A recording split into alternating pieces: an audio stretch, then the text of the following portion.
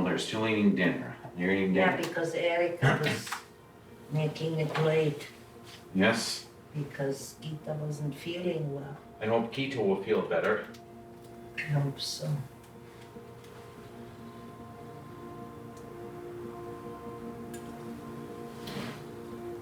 She threw up.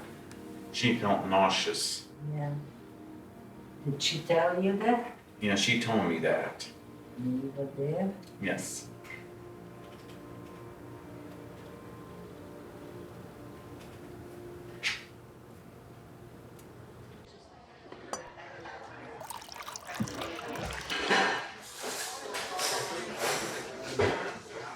I'm trying to be positive, man. It's been kind of hard the past couple weeks. Last week I did something to a girl and it wasn't right. Felt kind of stupid what I did. I was bored. I wanted to see what women felt like.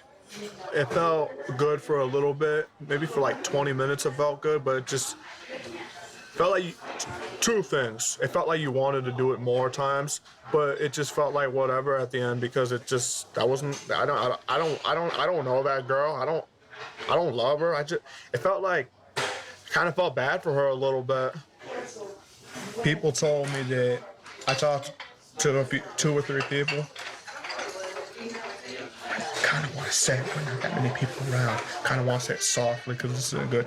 People tell me that people that tell me, oh, you got ripped off for just touching her ass. People told me that you could have gotten a hand.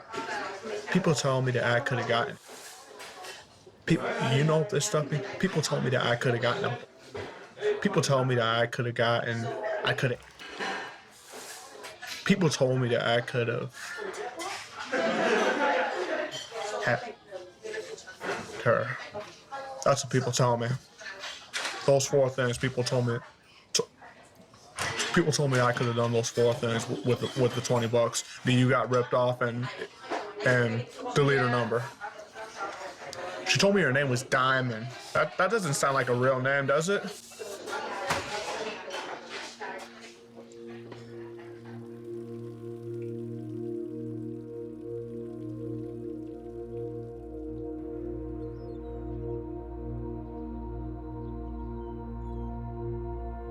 I've been together with her for 8 years, and a lot of people wondering, why are you still this boyfriend girlfriend? A lot of people asking, when are y'all gonna get married? It's always a big step for a guy to take, and got to make sure it's the right one.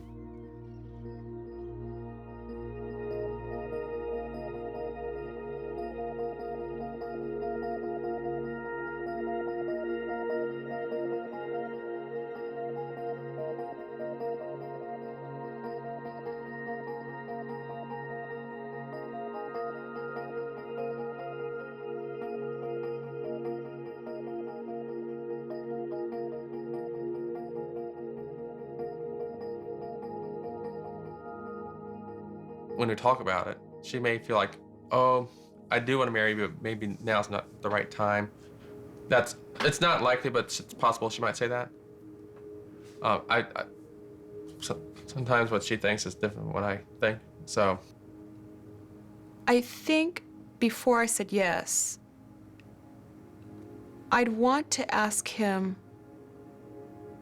what in particular had been holding him back the past few years since when I first brought it up. Nobody was exactly at the same place at the same time. I hope for her sake that they will eventually make a firm and formal commitment to each other. Okay, maybe it's just a few simple words or something like that. Maybe it's just a little formal ceremony, something like that, but it means something. It makes a difference. It gives a base for someone to feel self-confident about giving everything of themselves to the other person without restraint or without holding back. But I think that's just one of the challenges that they've had to work through.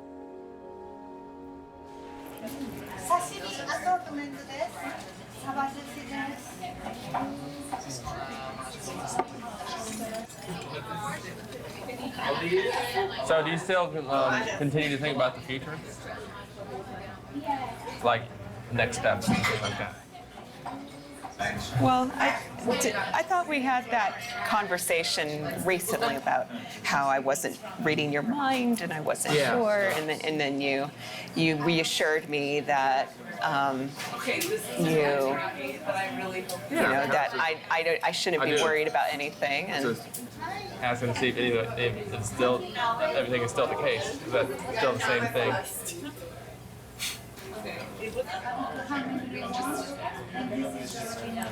Wouldn't be hesitant to the idea of marriage, would you? I don't think you've ever been so candid about this conversation before. I guess you've been thinking about it.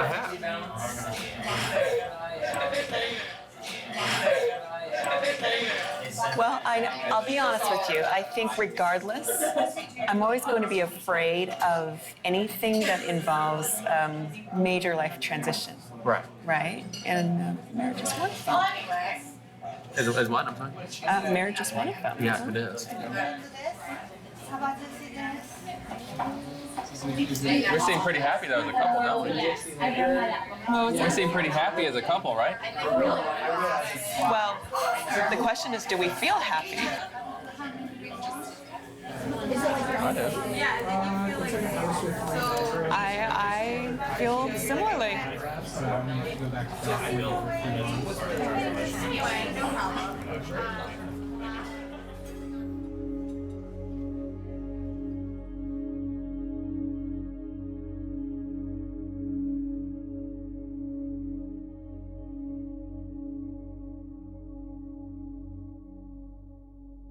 I am high class. You know that? What? Call me stupid? I'll call you stupid. You know what? Let me tell you something, Matt. I didn't know what the hell happened, man. Let me just tell you what happened. I wish I was not autistic. There. I'm gonna say it right now. I don't like it. Makes me different. I don't like it. I wish I could have been a normal person. I wish I could have been a normal, regular person. My mom says, be autistic, accept it. I tried accepting it. It's hard.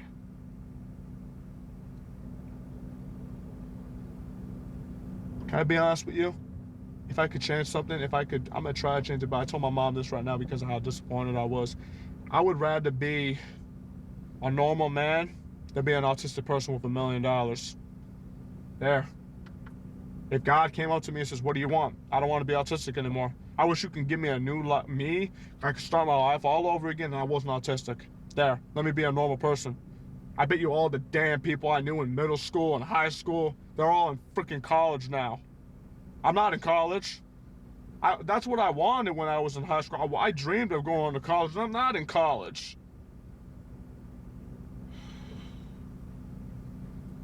I wanted to go to college. I think now I should have graduated college. I should have been in college right now. I should have graduated college right now. I know so many people that went to college and they done right now. I can't hang out with people like that. I can't. Why not? Because they're higher than me. Look, they're up here, I'm down here. I'm all the way down here, they're all the way up here. That's what I think.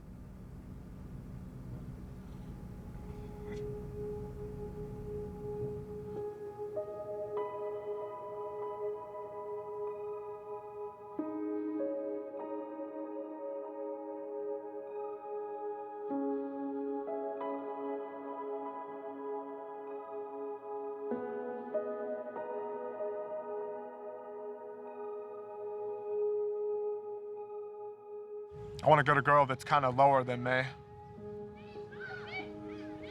That's what I want.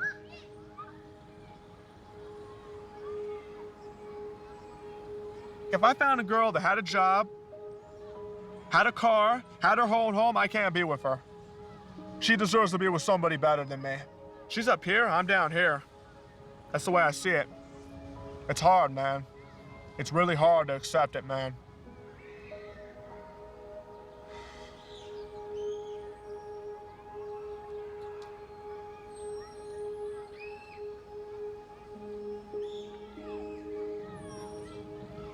Man, this is hard, man.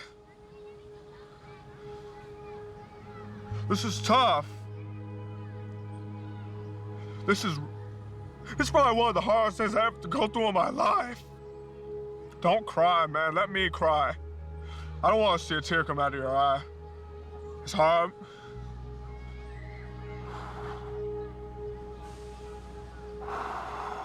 What do you think about me crying?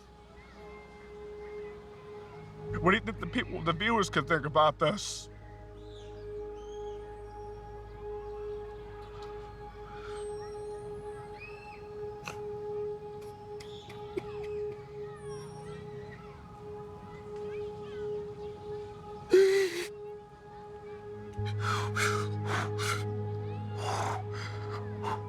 It's emotional.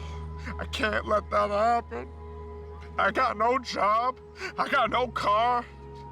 I'm living with my parents. I should be doing something.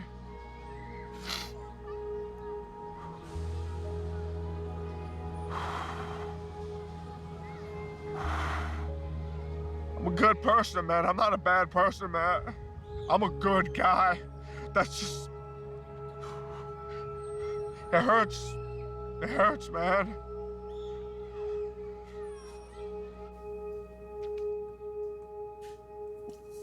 He once told me that he's like, you ever walk into a room and you know everybody's talking about you? And he said that's how he feels every day when he leaves the house. You know, so I just want my son to be happy. And I think he needs to come to terms with who he is. Because he's not comfortable with who he is. And if he's not comfortable with who he is, I don't know how he could ever expect anybody else to be comfortable with who he is.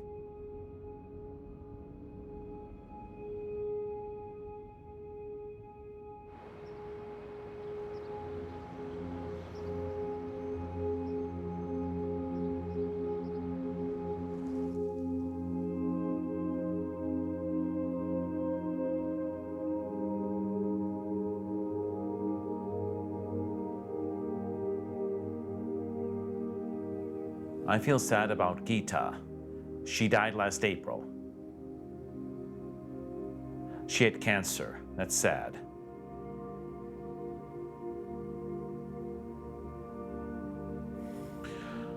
She was laying down. She was laid to rest.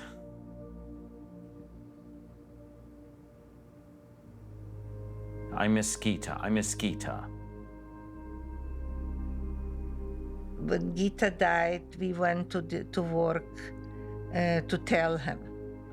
It was on a work day, and he was there. And when I told him, he just turned white like a sheet.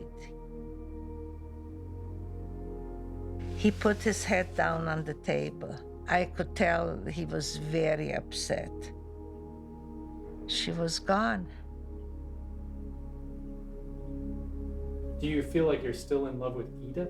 No, I stopped loving someone. They die. Because Gita died on April 9th. No longer in love.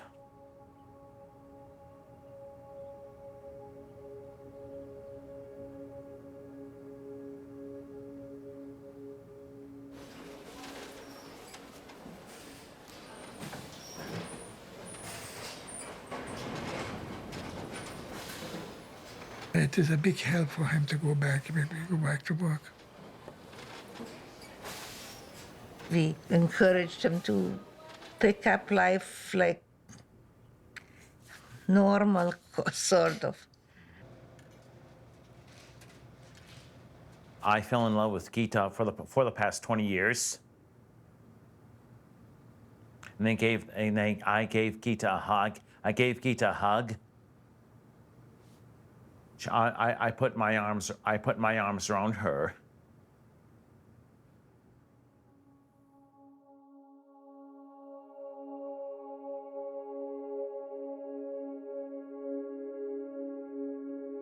in physics, we have something called electromagnetic spectrum. How much energy a wavelength has. You go from radio waves to light to ultraviolet, X-rays, gamma rays. And then how I feel towards someone is kind of on a similar scale. You have different wavelengths. Going from just physical lust, then you graduate from a general interest in the opposite sex, then you graduate from having a specific and intense crush on a specific person. And after that, it kind of evolves into another stage, which is the true love stage. You're not having that deep crush where you're thinking about her 24/7 and you have a hard time sleeping because you're so much in love with her. But it kind of graduates into a more subconscious form. Let's say you're going from light waves that you can visibly see to ultraviolet waves. They're still there, but you can't see them, but they're stronger. Does that make any sense?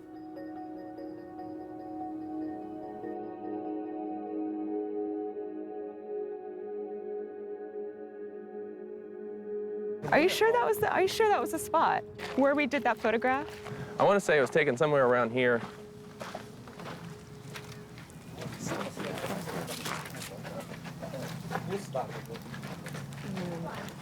This is nostalgic, isn't it? Almost 8 years ago. It's always amazing when you look back in time how things have grown and how our relationship has grown. And what we've been through has been really amazing. That says something. When you go for a relationship long, that is a very stressful. The relationship is meant to be. And at first, you were kind of confused as to where we were headed. And I remember you telling me you would have been totally happy just pursuing your career and being a single woman. And then, Remember that slide you kind of show on your presentation? Is it the physics-related slide? yes, yes. Where you have The wavelengths the alpha, the the beta, the gamma, and the delta. the delta. And I think how I have viewed our experience and our adventure together is that our wavelengths might have been different at different times. It was a mutual thing. And I think having those different wavelengths at times may have been a significant reason why may have struggled to understand where we may be seeing ourselves in the far future. But now I feel like our wavelengths are in sync. I feel like, We have. and I want to only go by what's in here Absolutely, in here too. and what's in here. And trust me, it's in here. It's in here. And always.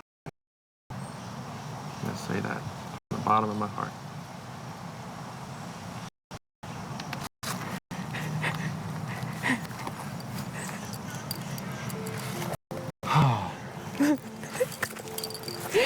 And it's okay to blush if you want to, but stand if you do. But this has been a remarkable journey. And somebody as beautiful as you deserves the very best in a life of happiness together. And I very much be honored to have you as my wife. Will you marry me?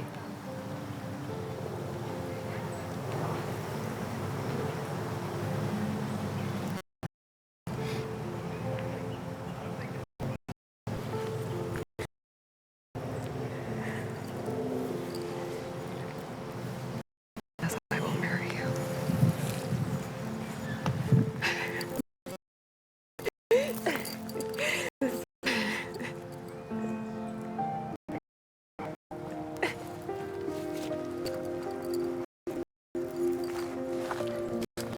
That's why I wore my vest.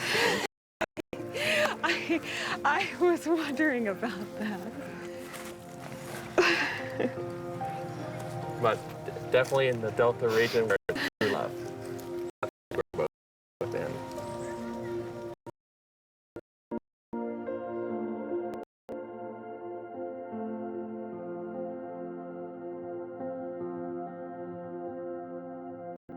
Your task is not to seek for love, but to seek and find all the barriers within yourself that you have built against it. That quote really resonates with my life. All the negative things that I heard,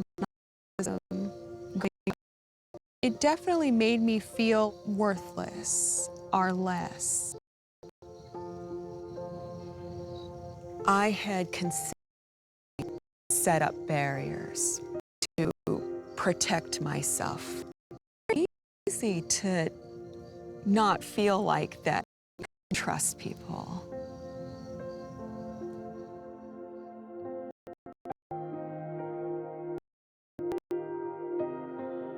I thought that perhaps he was holding back more than I was. But what I discovered through a lot of introspection is that I was really holding back.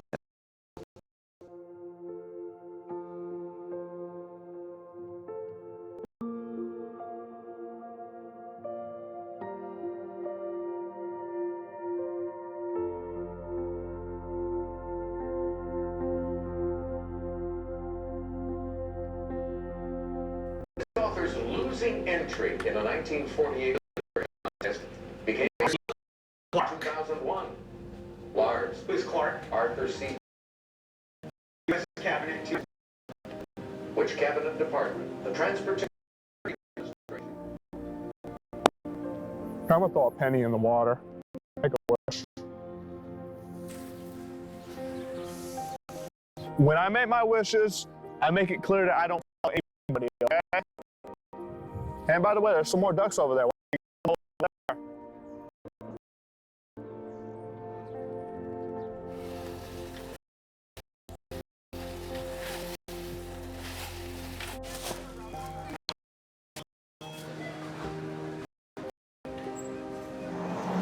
Got 1 minute left, by the way. I'm gone. I gotta go back. I like to get there early. Oh, no.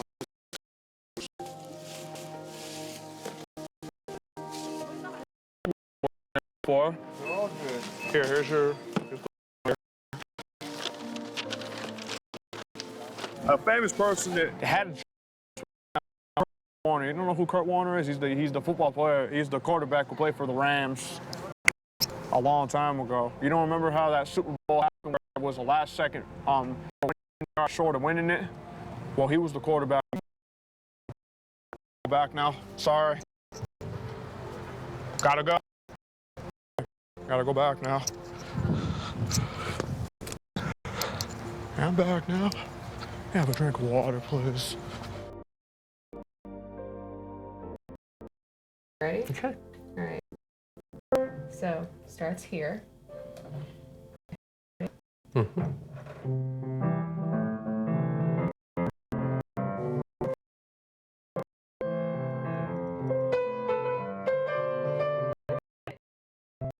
gently.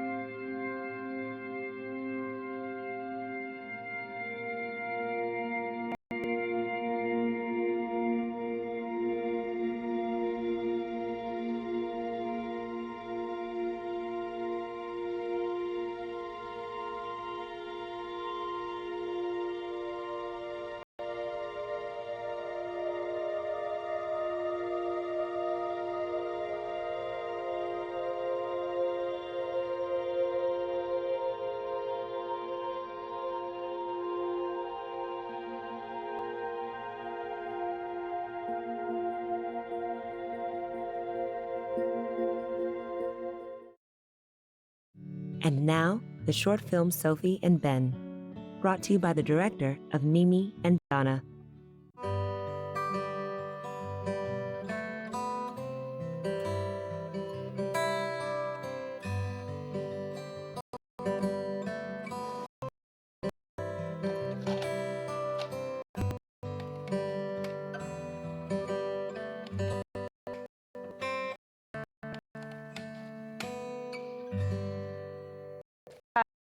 I'm Sophie Sartain, and I'm the director of Mimi and Donna. This is my house, where I spent weekends. Hey, Donna. Hi, Sophie. And this is my Aunt Donna. Donna has an intellectual disability and probably some undiagnosed autism. At age 64, Donna still lives at home with my grandmother Mimi. Mimi is 92 and going strong for 92. I started filming Mimi and Donna in 2009 when it seemed obvious that their life together. My grandmother was 72. She had finally, after decades, admitted that she didn't want Donna any longer. Stay a while. No. They want you to stay a while. No. Oh, this is hard. I know it is now. I don't think I can. Here. Yes. I can take her back home. No. I had grown up with my grandmother Mimi and my Aunt Donna, and I had seen my grandmother take care of my Aunt Donna for decades. I mean, just being a wonderful, loving presence to my aunt my whole life. And while I admired that so much, it made me think about myself and, wow, could I be like that? Could I live up to that? And I can't. I can't do it. You know, I'm not that good. I'm not that. You know, how could I measure up to Mimi? It was during filming that my own son, Ben, might have autism. And I wondered if I was beginning a journey that Mimi had just. It's a bigger picture.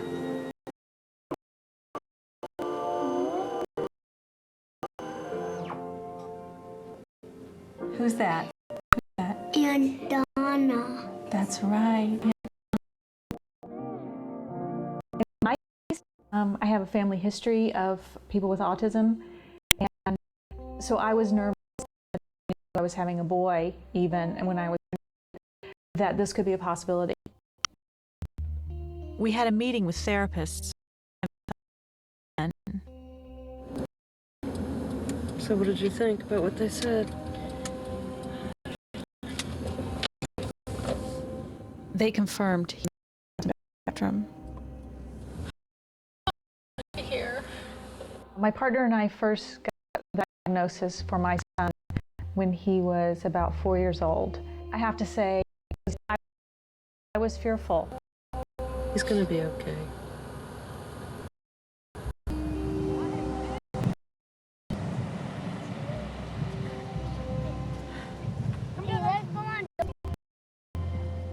You have these, you have expectations of what your life's going to, how it's going to unfold, 18 years to college, things like that. And then when you hear just like that, it kind of throws all of that out the window, and you don't know what your future is going to look like.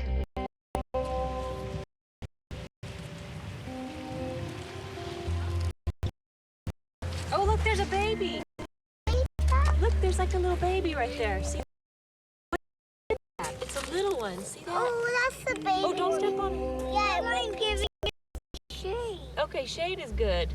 But don't. I got past that, and these family members of mine, my grandmother, my mother, could be role models for me. I think of my grandmother as a hero. She's done Donna such love for decades and gave her a really good life. To me, that is so inspirational. The great thing about our situation with him is that he is in a wonderful elementary school now, and he is accessing services that my Aunt Donna was not able to access as a child in the 1950s. To leave the school system in second grade because they couldn't accommodate her. And my son actually entered the public school system in second grade.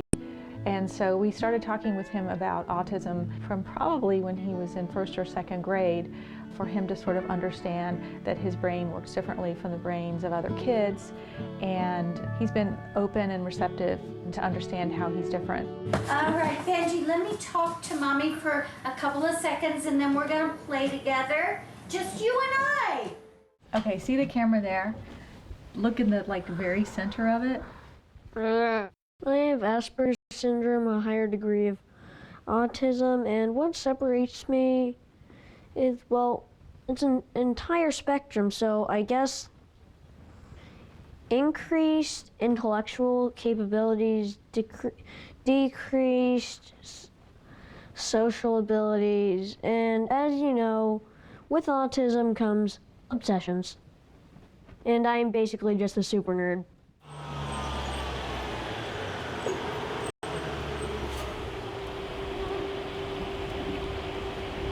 He's an amazing kid and has an incredible memory. You know, if he starts talking about his obsessions, you can just be blown away by the kind of things that he can come up with. You know, I'm the type of person who was raised in the South, you know, always feeling like I have to say the right thing, don't ever want to offend anyone. Well, guess what? My son will just, he'll say anything. Oh, Ruby, she's my twin sister. We both came out of the same incision in my mom's womb, right? Yes. That's true. And sometimes I, you know, just have to, you know, cover my eyes and say, oh gosh, what did he just say? AKA the same C-section. That's right. So, you know, it can be hard, but at the same time, it's kind of refreshing. He's very honest. He's very funny. He's very clever. And so sometimes we would say, you know, yes, Ben, your autism, it gives you challenges, but it also gives you superpowers. You know, you could see his, you know, him kind of stand up a little straighter when he kind of thinks, oh, okay, I can go with that. So we've had some good open conversations about his situation, and he himself is pretty articulate talking about it. I made a rocket to go to different areas of the universe in this game. Once I reach adulthood, I think that the perfect occupation would be game designer. I mean, because video games are the new movies. So I honestly have to say that I would be designing, I feel like my purpose in life is to design great games that people can enjoy.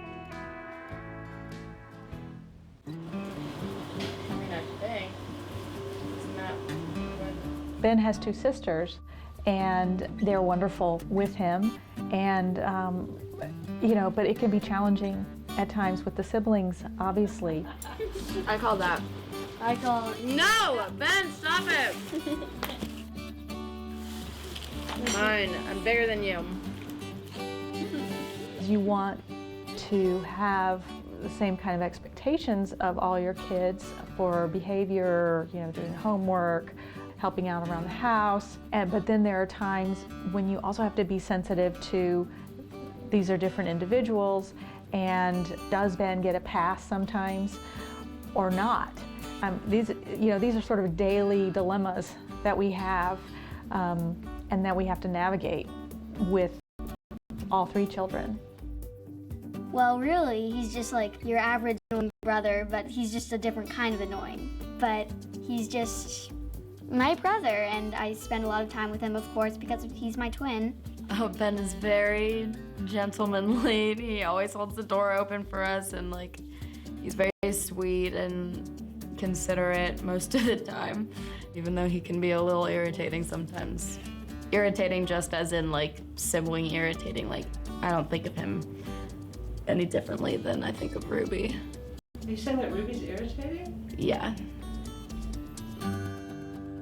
Just kidding.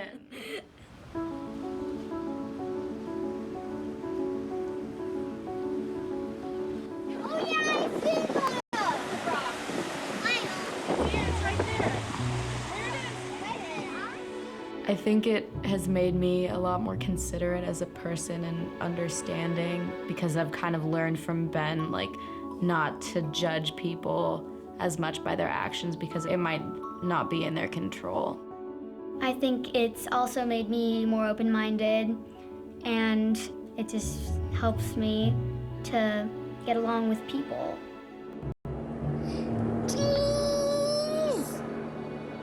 You know, what Mimi taught me was just this unconditional love that she's had for Donna for decades. And, you know, we make these great advances in our understanding of the brain and in our understanding of behavior, but yet just to show that kind of love is just so timeless and universal, and that will never change.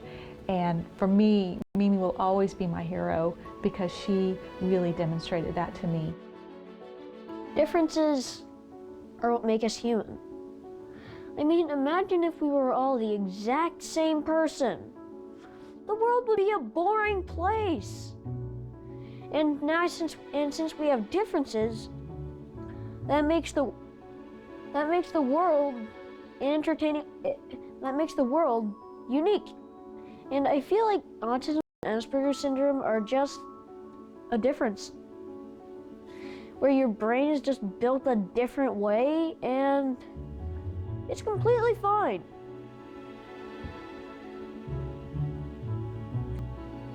To be different, because it's what makes us human.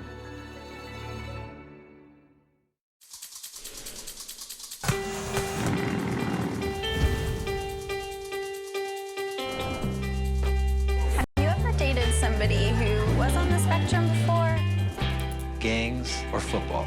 It's a continuous struggle. The past is gone. The future lays out there at the 50-yard line. Make your own history. Let's go, baby.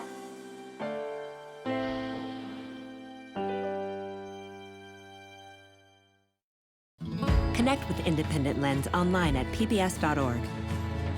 You can also follow us on Facebook and Twitter. Watch videos and explore interactive features. There's always more to every program on our website.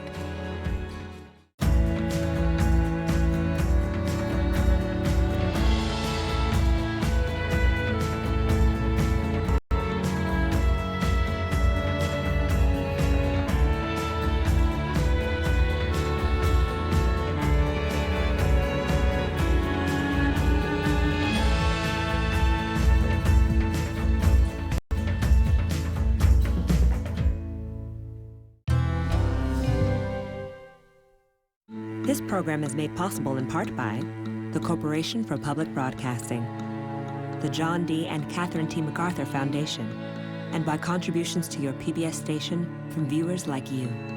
Thank you. PBS, your home for independent film. Next time on Finding Your Roots, 3 very different TV personalities find common ground. Bill O'Reilly. It really is an amazing piece of detective work. Soledad O'Brien. I just didn't realize that it dated back so far. And Bill Maher. There we go. County Kerry. That's where I come from. Ireland reveals her secrets and shocks her descendants. And why didn't my father ever tell me this? On the next Finding Your Roots. Tuesday at 8 on TV 26.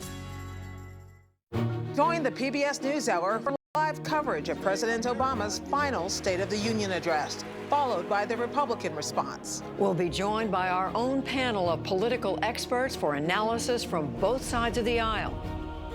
Tuesday at 9 on TV 26.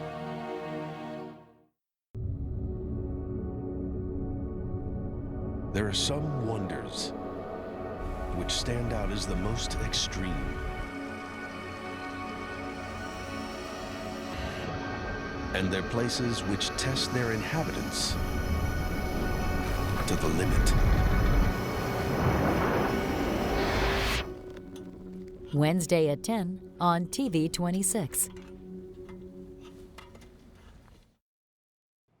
I'm Judy Woodruff. On the next News Hour, we preview President Obama's final State of the Union address by talking with his chief of staff. That's Tuesday on the PBS News Hour. Next time on Luther. The blood on the walls? Human. A serial killer abducts a young mother. The clock is ticking on Kirsten Ross. Luther knows it's the work of a man the police can't touch. It's imperative we stay clear of Burgess. So he finds another way. I really need to catch this man. More than you want to catch me. And it may cost his career. There's no place in the service for dirty coppers. What you're doing is wrong. Trust me! Luther. Join us for the TV 26 premiere of Luther, Saturday at 8.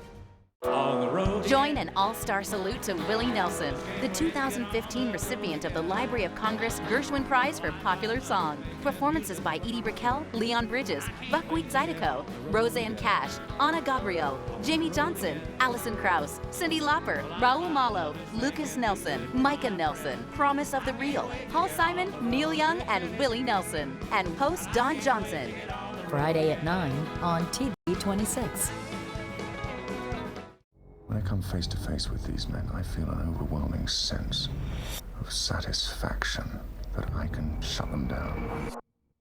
Knocked unconscious and strangled. She told us what the weapon was. My daughter's dead. So you rushed to her for comfort. There's some maniac out there. Some perverted serial killer. I'm not stupid. I don't have affairs with my students. The mess people make of love. Don't miss the Inspector Lindley Mysteries, Thursday night on TV 26.